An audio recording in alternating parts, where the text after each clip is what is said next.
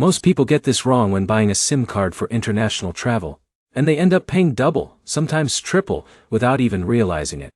Hidden fees, slow data, or worse, no signal when you actually need it. Here's the truth no one tells you. The best SIM card in 2026 is not the one everyone is advertising. It's the one that actually fits your travel style. In this video, you'll learn exactly which SIM card is best for international travel in 2026, how to avoid hidden charges, and how to pick the perfect option based on where you're going.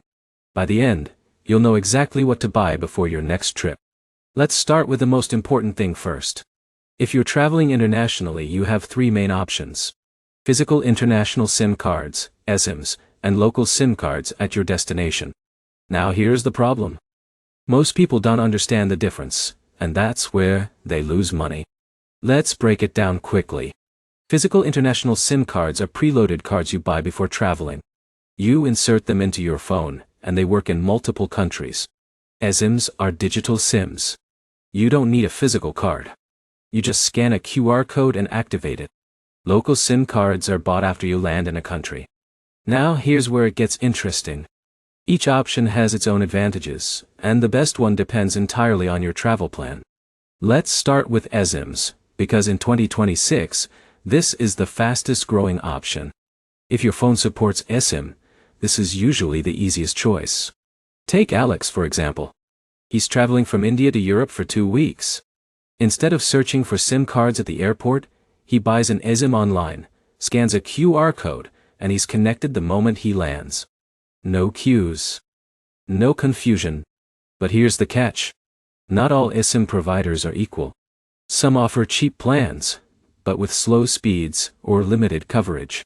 This is where most people fail. They choose the cheapest option without checking network quality. Now here's a smart move. Always check which local networks the eSIM uses in your destination country. A good eSIM will connect to top networks, not just the cheapest ones. In a minute, I'll show you exactly how to check that easily. Now let's talk about physical international SIM cards. These are still popular, especially for people whose phones don't support eSIM. Let's say John is traveling to multiple countries across Asia. He buys an international SIM card that works in 10 or more countries. He inserts it once, and he's good to go. But here's the problem. Many of these SIM cards advertise unlimited data, but it's not truly unlimited. After a certain limit, your speed drops drastically. This is where hidden fees and limitations come in. Now here's where it gets interesting. Some providers also charge extra for incoming calls, outgoing calls, or even hotspot usage. Yes, even in 2026, this still happens. So always read the fine print. Now let's talk about local SIM cards. This is often the cheapest option. For example, Jake lands in Thailand, buys a local SIM at the airport, and gets high-speed data at a very low price. Sounds perfect, right? But here's the problem. You lose time at the airport, you may face language barriers, and sometimes your phone needs local verification or ID registration. And here's the biggest issue. If you're traveling to multiple countries, local SIMs become inconvenient. You have to keep switching SIM cards. Now here's the key insight. If you're traveling to one country for a longer time, local SIM is often the best choice. If you're traveling to multiple countries, international SIM or eSIM is better. Now let's get into the real question. How do you choose the best SIM card with no hidden fees? First, look at total cost. Not just the price, you see. A plan might say $10, but after taxes, activation fees and extra charges, it becomes $15 or $20. This is where most people get tricked. Second, check data speed limits. Some plans offer 5G or 4G only up to a certain usage, then drop to 3G speeds.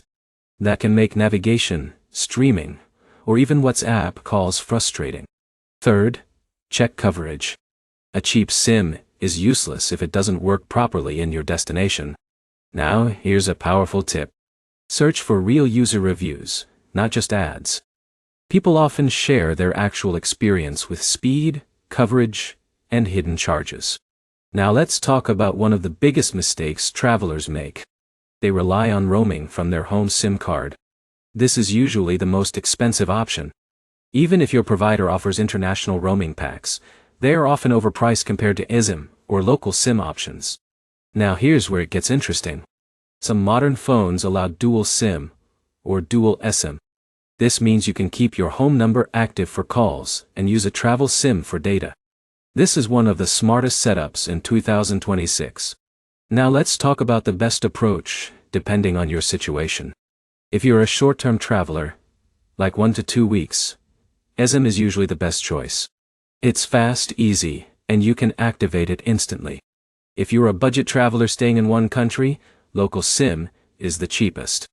If you're visiting multiple countries, go for a regional or global SIM card.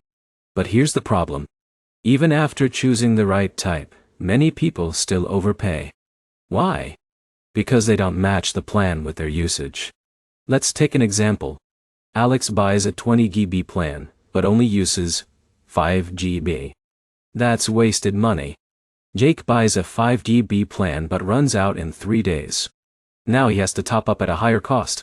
Now here's a simple solution. Estimate your usage before buying.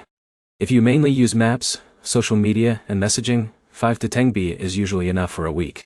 If you stream videos or work remotely, you may need 15 to 20 GB or more. Now here's a trick most people don't know.